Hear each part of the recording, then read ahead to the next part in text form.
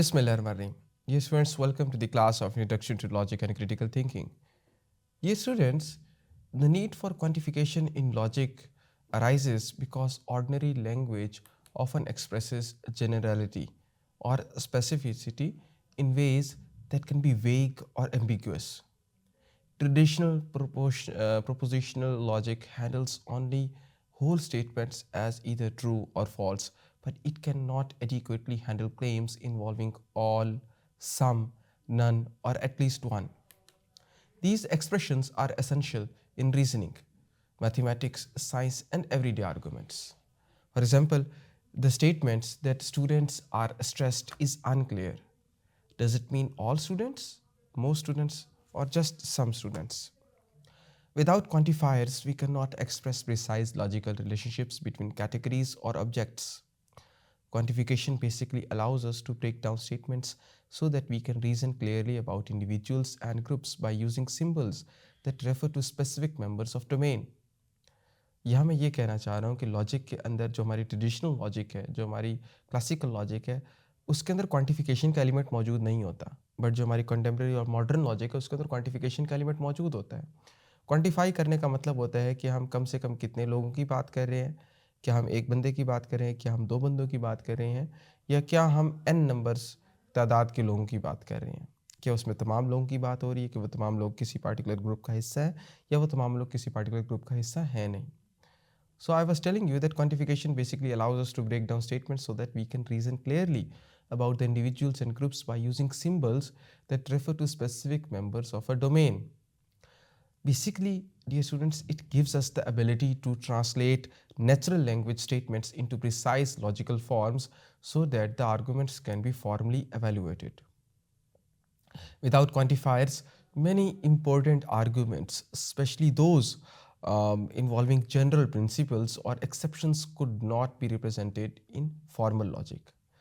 Therefore, we can say that quantification basically extends logic beyond the simple true or false dichotomy that we see in sentences, and it basically empowers us, it basically enables us to analyze and test the validity of complex statements involving quantities and relationships.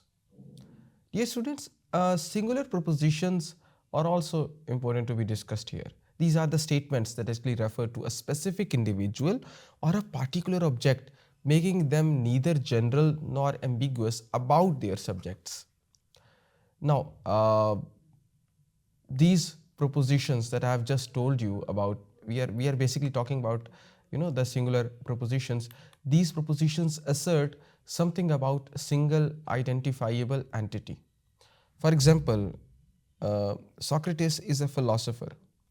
It is a singular proposition because its subject refers to one distinct individual. Similarly, this laptop is overheating is a singular because the word this points to a specific object in the context.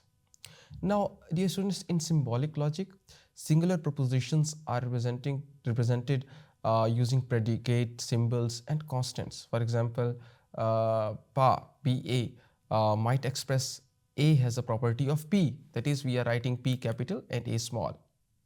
Singular propositions are important because they allow us to form precise logical arguments about particular objects without making claims about entire groups or categories.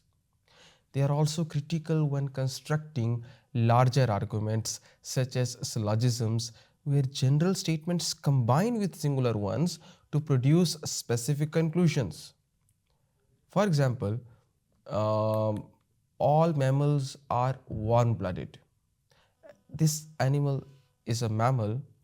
We drive the singular conclusion as this animal is warm-blooded. Now, dear students, singular propositions are, kind of the statements that I have just told you.